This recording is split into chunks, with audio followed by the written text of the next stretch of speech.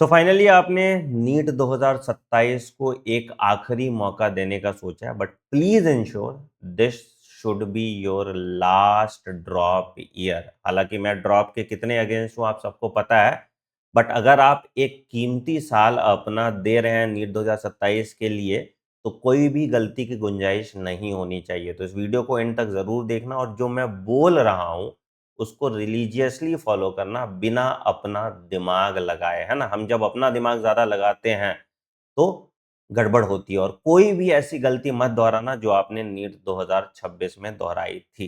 ठीक है, तो सबसे पहले हम ये समझते हैं कि क्या क्या बदलाव आने वाला है नीट 2027 में, और उसके लिए हमको कैसे तैयार होना है। ठीक है, सबसे पहली चीज जो आपको देखने को मिलेगी, जो change, that is your exam mode. है ना, हमको पता है कि नीट 2027 का एग्जाम मोस्ट लाइकली किस मोड में होगा?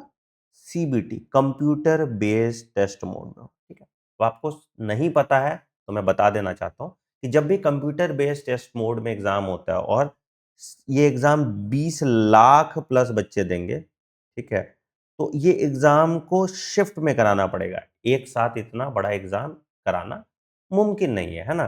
तो ये नहीं तो 10 to 20 शिफ्ट में एग्जाम्स होंगे। ठीक है, जब ये एग्जाम 10 to 20 शिफ्ट में होंगे, तो ये डिफरेंट डिफिकल्टी लेवल के हो जाएंगे। है ना, क्योंकि तुम देखो अभी एक ही एग्जाम हुआ तुम्हारा, नीट 2026 और री नीट 2026, क्या डिफिकल्टी लेवल का आ गया। है ना, तो आपके पल्ले या आपके किस्मत में या तो एक इजी पेपर आ सकता है, या तो एक मॉडरेट पेपर आ सकता है, या तो एक डिफिकल्ट पेपर आ सकता है, और इवेंचुअली इसी के बेसिस पे नॉर्मलाइजेशन होगा।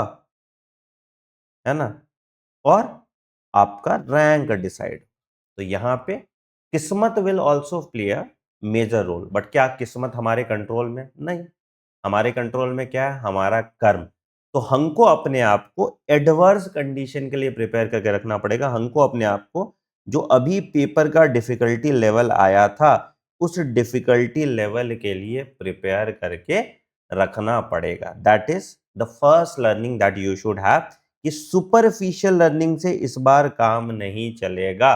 हमको डिटेल में पढ़ना पड़ेगा। अभी तक तो हमें फिजिक्स का डर रहता था, बट आपने देखा केमिस्ट्री का भी पेपर कैसा बनाया जा सकता है, मल्टीपल कॉन्सेप्ट के साथ पेपर बनाया जा सकता है। अब तुम सोचो, इसी बार बायो का पेपर भी थोड़ा लेंदी कर दिया होता तो क्या ही हालत होती आपकी। तो हमें अपने आप को कॉन्सेप्चुअली स्ट्रेंथन करना पड़ेगा, और फिर स्पीड और एक्यूरेसी पे काम करना पड़ेगा, अगर हम नीट 2027 अच्छे नंबर से क्रैक करना चाहते हैं तो। That is the first learning. ठीक है, दूसरी लर्निंग हमें यह है कि जब आप एग्जाम पैटर्न और सिलेबस देखोगे जब, है ना, तो सिलेबस में आपने देखा है कि नई एनसीईआरटी तो है ही, और नई एनसीईआरटी के बाद एडेड टॉपिक होता था। ठीक है, बट आपने रीसेंट ट्रेंड ये देखा होगा कि एडेड टॉपिक पे सवाल नहीं आता है। तो जब भी आप अभी पढ़ेंगे तो आप क्या करेंगे? आप पहले नई एनसीईआरटी को फॉलो करेंगे। ठीक है, और उसके बाद लास्ट के टाइम पे जब आपके पास समय रह जाएगा, तो एडेड टॉपिक को सुपरफिशियली कर लेंगे। है ना, जैसे प्लांट फैमिलीज में आपने देखा था, रैंडमली हम प्लांट फैमिलीज याद कर रहे हैं, उस टाइम को हम कहीं और लगा सकते थे। है ना, तो उसको हम बाद में कर लेंगे। ठीक है, दूसरा चीज जो हमने देखा कि कोई फिक्स्ड वेटेज वाला पैटर्न नहीं है, तो हम कोई वेटेज वाली वीडियो नहीं देखेंगे। हमें पूरा सिलेबस कंप्लीट करना पड़ेगा। देयर इज नो वेटेज वाला इंपॉर्ट सीन। है ना, कि यहां से तो सवाल आएगा ही, और जब वेटेज वाला होता भी है तो ये टॉपिक सेंट्रिक होता है, चैप्टर सेंट्रिक नहीं होता। ठीक है, तो high weightage chapter, high ROI chapter, ये सब हम खूब बनाते थे, बट इस बार तो धज्जी उड़ा दी एनटीए ने। है ना, तो ये वेटेज पे भी नहीं देंगे, हम इंपॉर्टेंस देंगे सारे अच्छे चैप्टर्स को, और उसी हिसाब से चैप्टर्स की पढ़ाई करेंगे। ठीक है, this is what you have to understand for NEET 2027। ठीक है, अब दूसरी बात करते हैं कि क्या क्या गलतियां आपने जो नीट 2026 में की थी, वो गलतियां आप नहीं दोहराएं नीट 2027 के लिए। सबसे पहली गलती, भेड़ चाल। है ना, भीड़ का हिस्सा आपको नहीं बनना है। ठीक है, तो जो ये सस्ता ऑनलाइन कोर्स है,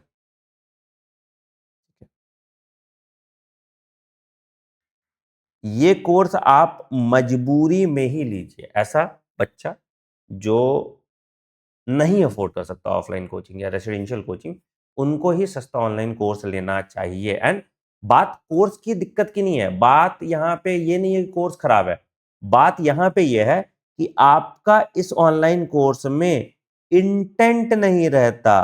आपको ईमानदारी से बताइएगा मुझे, आप लोगों ने सबने सेम कोर्स लिया होगा मोर और लेस, सबको पता है कौन सा कोर्स लेते हैं ज़्यादातर बच्चे। आपने क्या उस कोर्स को कंप्लीट किया? और दूसरा, वो कोर्स कंप्लीट होने लायक कोर्स भी नहीं था, मतलब कि 600 घंटे फिजिक्स पढ़ोगे तो फिर क्या ही तुम नीट निकालोगे। बट हाँ, तो आपका इंटेंट यहाँ पे नहीं आता। तो अगर आप कोई कोर्स ले रहे हैं और आप नहीं अफोर्ड कर सकते ऑफलाइन, तो ऐसा ऑनलाइन कोर्स आप लेंगे जिसका पूरा सिलेबस, कंप्लीट सिलेबस 800 से 1000 घंटे से ज्यादा नहीं होना चाहिए, मतलब मैक्सिमम। तो मान लो कि अगर हम फिजिक्स ले रहे हैं तो 400 घंटे बहुत मैक्सिमम, ठीक है, बहुत ज्यादा मैं बता रहा हूं, ठीक है। बायोलॉजी 200 घंटे, और इस बार केमिस्ट्री वाले भी अब थोड़ा टाइम तो लेंगे ही, 200 से 250 घंटे बायो पकड़ लो, ठीक है, और 200 घंटे केमिस्ट्री, ठीक है। इससे ज्यादा अगर तुम करोगे तो तुम फंसोगे, ठीक है। तो आपका सिलेबस कंप्लीट, लेटेस्ट, आप ऑलरेडी 1 महीने लेट है, बाय फर्स्ट वीक ऑफ दिसंबर तक हो जाना चाहिए, है ना।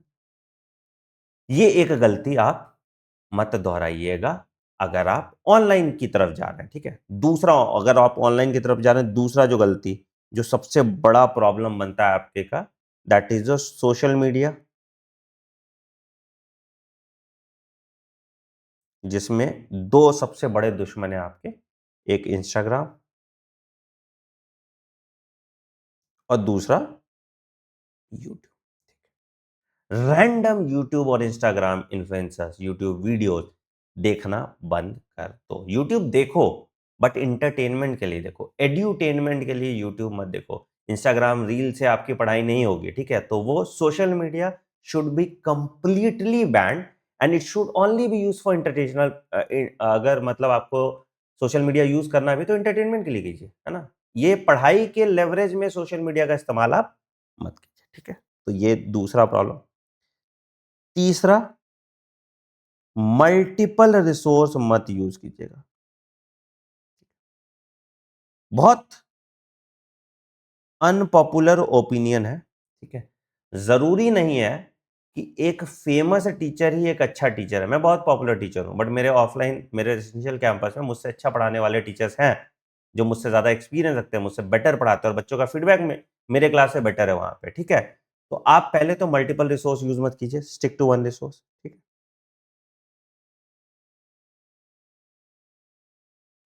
और जरूरी नहीं है जहां भीड़ पड़ रही है आप वहीं पे पढ़ें। एक कोई भी डेडिकेटेड टीचर जो आपके भले का सोच रहा है, आपके भले का ये नहीं कि आपके लिए अच्छा सोच रहा है, पढ़ाई के पॉइंट ऑफ व्यू से आपका भला सोच रहा है, ठीक है। चाहे फिजिक्स का हो, चाहे केमिस्ट्री का हो, चाहे बायोलॉजी का हो, उस टीचर के माध्यम से आप पढ़िए, ठीक है। तो stick to one resource, physics chemistry biology. ये नहीं कि हम इससे ही पढ़ लेंगे, इससे ही पढ़ लेंगे, ये भी पढ़ लेंगे, वो भी पढ़ लेंगे। प्लीज मल्टीपल रिसोर्स से बचिएगा। एंड दूसरा चीज, स्टे अवे फ्रॉम फोमो, ठीक है। क्या होगा, क्या नहीं होगा, है ना, इससे भी आपको बच के रखना है ना। कि अरे इस तो ये करा दे रहे हैं, हम जेई एडवांस के पेपर करा दे रहे हैं, हम ऐसा कर दे रहे हैं, हम वैसा कर दे रहे हैं। तो ये फोमो से दूर रहिएगा, ठीक है। ये बहुत इंपॉर्टेंट है आपके लिए, ठीक है। एक और चीज मैं ऐड कर देता हूं यहाँ पे, कि डे ड्रीमिंग, हम ये कर लेंगे तो ऐसा हो जाएगा, हम ऐसा कर लेंगे तो वैसा हो जाएगा, इनसे भी बचिएगा। रियलिस्टिक अप्रोच रखिएगा और खुद से झूठ मत बोलिएगा। और लास्ट और सबसे important thing is your practice. दो चीज से कभी मत भागिएगा। पहला, टेस्ट, कि हम टेस्ट तो सिलेबस कंप्लीशन के बाद देंगे। अरे टेस्ट सिलेबस कंप्लीशन के बाद दोगे तो कैसे पता चलेगा कि तुम क्या कर रहे हो, क्या नहीं कर रहे हो, ठीक है। दूसरा, कि आपको हर चैप्टर के एटलीस्ट 100 से 200 क्वेश्चन साइमल्टेनियसली प्रैक्टिस करने हैं। So revision and syllabus completion should go hand in hand. सिर्फ लेक्चर देखने से आपका कभी भला नहीं होगा, आपको क्वेश्चन प्रैक्टिस करना पड़ेगा। ठीक है, तो मोटा मोटी मैंने तुम्हें बता दिया कि तुम्हें ये गलतियां नहीं दोहरानी है फॉर योर नीट 2027। ठीक है, अब मैं तुम्हें पूरा रोड मैप बताता हूं कैसे तुमको पढ़ना है फॉर नीट 2027, अगर आप ऑनलाइन पढ़े, ऑफलाइन पढ़े या रेसिडेंशियल पढ़े। सबसे पहले कि भैया कौन सा बच्चा ऑनलाइन लेगा? ऑनलाइन वही बच्चा लेगा जो मजबूरी में ले रहा है। ठीक है, ठीक है, मतलब कि आपके पास मजबूरी है, फाइनेंशियल, आप नहीं कैपेबल है, तो वही बच्चा ऑनलाइन लेगा। ठीक है, और ऑनलाइन भीड़ वाले बैचेस मत लीजिएगा आप। ठीक है, मैं अगेन आपको रिपीट कर रहा हूँ, कोई भी बैच जहाँ 800 घंटे से ज़्यादा का सिलेबस और जिसको आप कंप्लीट नहीं कर पा रहे, तो वैसे बैचेस मत लीजिएगा। और ऑनलाइन तभी लीजिएगा जब आपके अंदर सेल्फ कंट्रोल है ना, हमको लगता है कि हम कर लेंगे। ठीक है, हम बहुत जोश में आते हैं पहले महीने, दूसरे महीने, और फिर हम प्रोक्रेस्टिनेट करने लगते हैं। ठीक है, तो कोई भी बच्चा जिसको गाइडेंस नहीं है, ठीक है, जिसको डाउट पूछना है, जिसको दूसरे प्रॉब्लम्स आ रहे हैं, प्लीज वैसे ऑनलाइन बैचेस मत लीजिएगा जहां पे आप फंसे हैं। ठीक है, मैं आपको एक सॉल्यूशन दे देता हूं, तुम्हें तो प्रमोशन लगेगा बट ठीक है, कोई बात नहीं, समझ लो भाई। तो हमारा एक बैच है नोवा प्रीमियम। ठीक है, आप मेरे वेबसाइट पे जाएंगे साइटोन.इन पे, तो वहाँ पे आपको मिल जाएगा। ठीक है, अब हम क्या अलग यहाँ पे करते हैं वो मैं बता देता हूँ, और उसके हिसाब से फिर डिसाइड कीजिएगा आपके लिए ये ऐप्ट है या नहीं।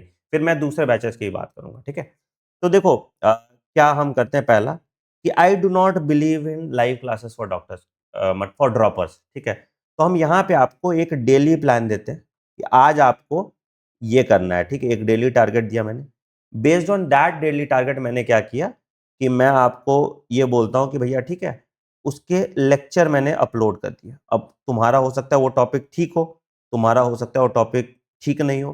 तो अगर तुम्हारा वो टॉपिक ठीक है तो उसको तुम 1.5x स्पीड पे देख लो। ठीक है, क्यों रिकॉर्डेड लेक्चर में बहुत ज़्यादा टाइम दोगे?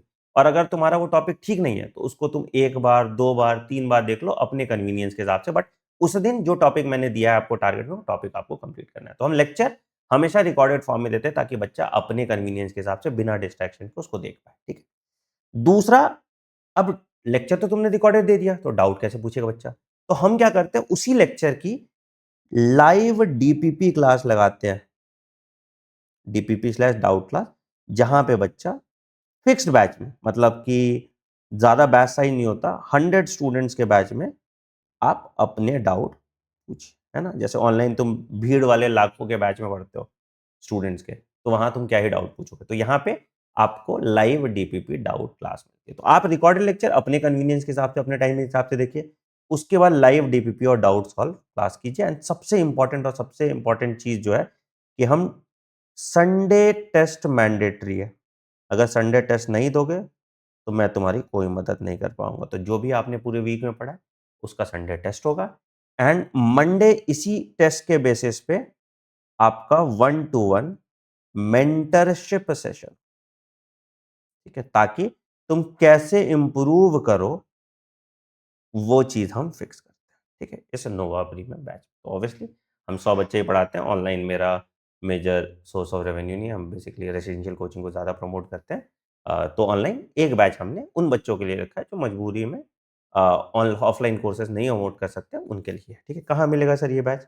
आप मेरे वेबसाइट साइटोन.इन पे जाइए, नीट यूजी कैटेगरी पे क्लिक कीजिए, है ना, और 1 जुलाई से आपको ये बैच देखने को मिल जाएगा। तो तुम्हें सब कुछ यहाँ पे मिल रहा है, तुम्हें लेक्चर मिल रहा है, DPP और डाउट जो है वो लाइव मिल जा रहा है, और मेंटरशिप मिल रहा है। इसके बियॉन्ड तुमको कुछ नहीं चाहिए, बस तुम्हारे से यही एक्सपेक्टेशन रहती है इस बैच में कि आप जो कर रहे हैं, है ना, जितना मैं बोल रहा हूँ उसको आपको ईमानदारी से करना पड़ेगा। ये नहीं कि तुम बैच ले लिए और फिर क्लास नहीं किए तो कोई पॉइंट नहीं है, कोई लॉजिक नहीं है उसका, है ना, तुम किसी और बच्चे की सीट खराब।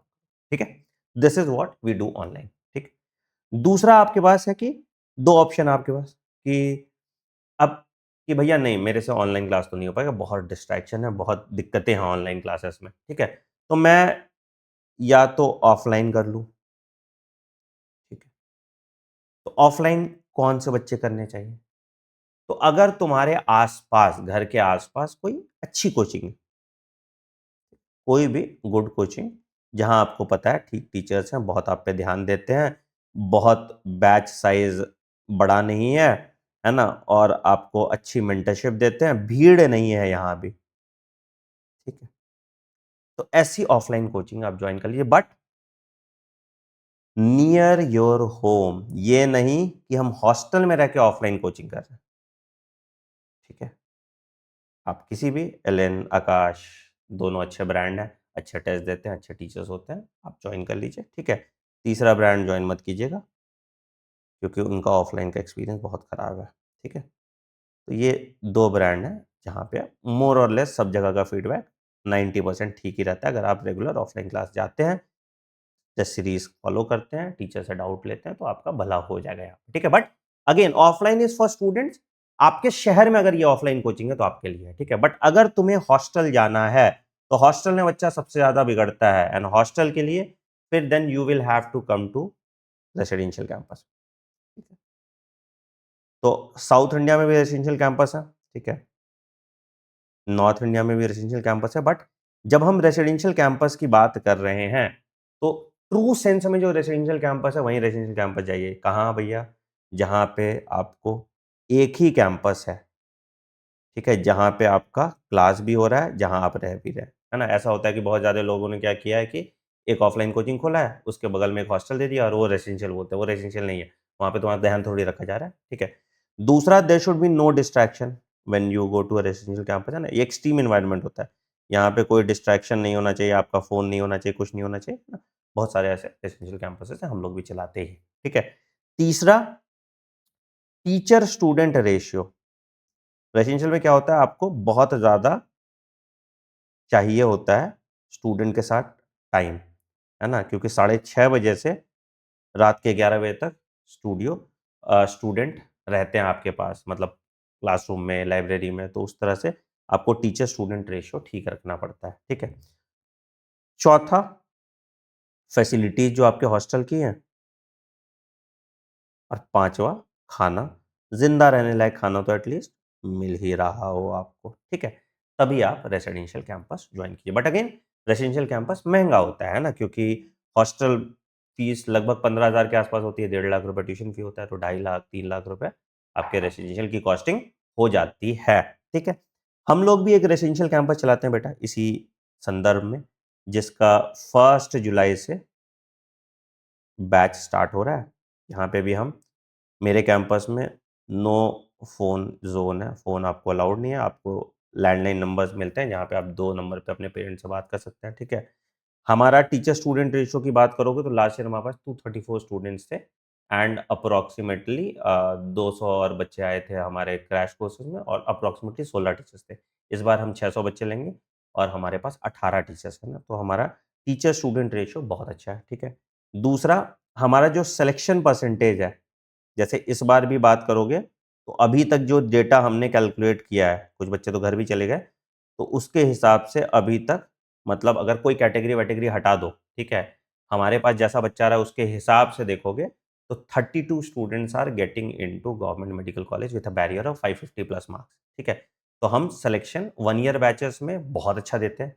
क्रैश कोर्स में हमारा सिलेक्शन परसेंटेज 10 से बा 11% होता है, और 1 ईयर बैचेस में it is onward side of 20%, ठीक है? तो ये बहुत अच्छी बात है हमारे कोचिंग की, और ये इसलिए होता है क्योंकि हम ज़्यादा डिसिप्लिन्ड हैं, हमारे टीचर्स बहुत मेहनत करते हैं आप पे, और आपको हम एक डिसिप्लिन में रखते हैं, ठीक है? तो स्टूडेंट टीचर रेशियो भी बहुत अच्छा है, ठीक है? अ, हमारा कैंपस नोएडा में, इट इज़ अ 3 एकड़ कैंपस, ठीक है?